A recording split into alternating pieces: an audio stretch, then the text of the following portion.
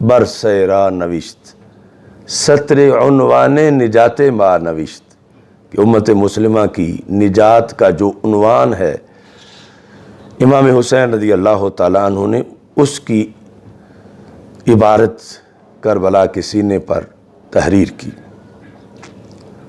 رمز قرآن از حسین آموختم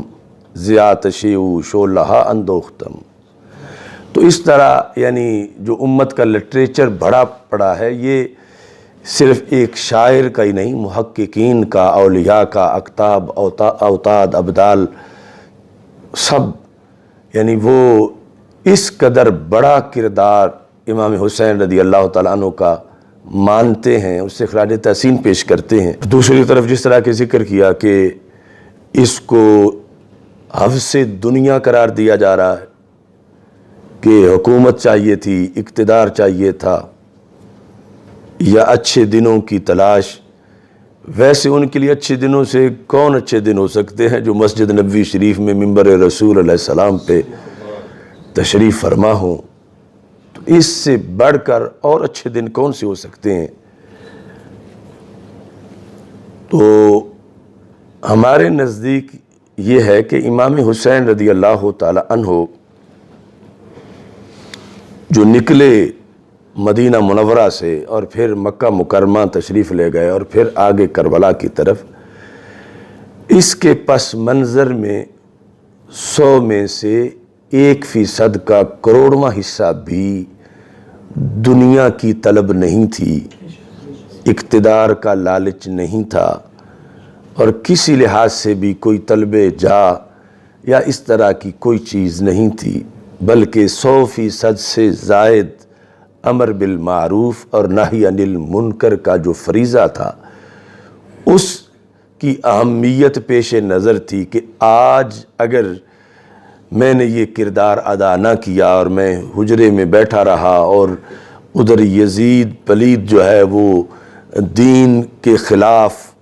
اس نے سازشوں کا بازار گرم رکھا،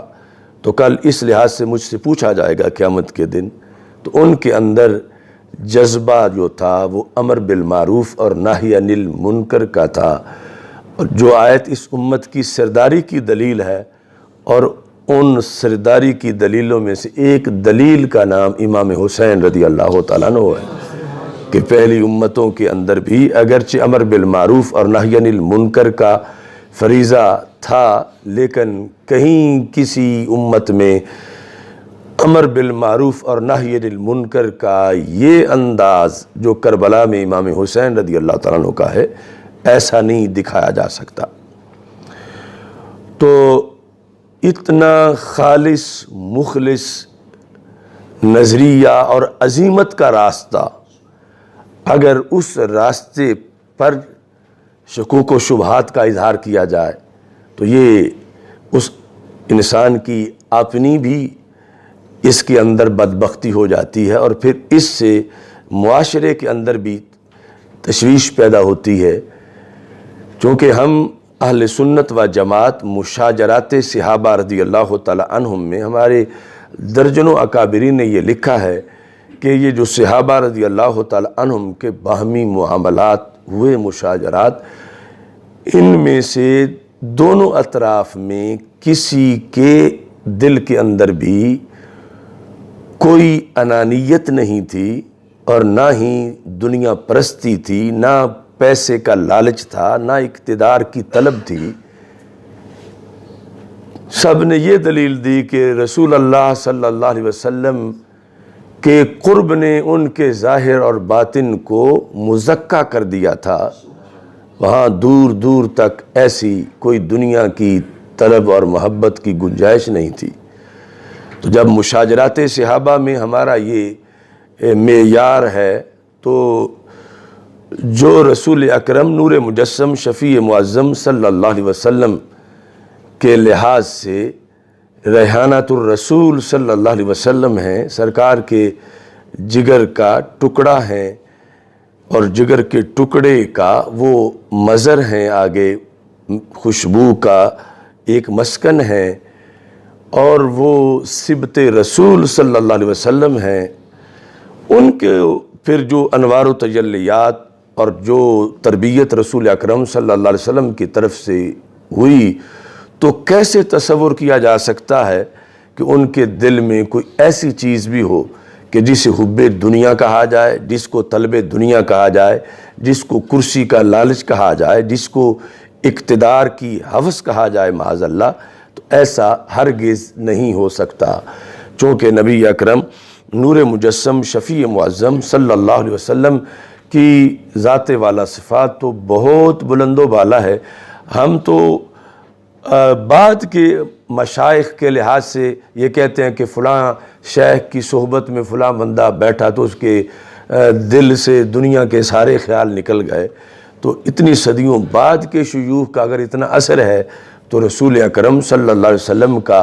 پھر کتنا اثر ہوگا نظر کا، اور پھر جو ہیں ہی خون رسول صلی اللہ علیہ وسلم سے جن کا خمیر ہے، تو ان کا کس قدر اس لحاظ سے بھی اونچا مقام ہوگا۔ لہٰذا ان کے بارے میں کسی شک و شبہ کا شکار ہونا یا کسی کو شکار کرنا آگے یہ ہرگز درست نہیں ہے۔ اس سلسلہ میں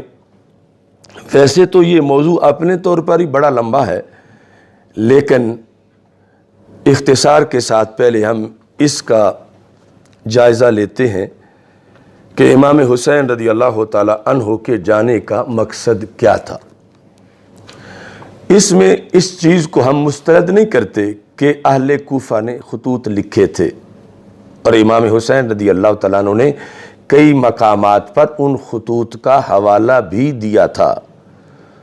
اور وہ خطوط تاریخ میں محفوظ بھی ہیں، بالخصوص روافظ کی کتابوں کے اندر، اور ان کا جو سرنامہ ہے اس میں یہی لکھا ہوا ہے کہ این عریضائیس از فدویانو شیان آ حضرت، یعنی اپنا تعارف ان لفظوں سے وہ کروا کے انہوں نے خط لکھے۔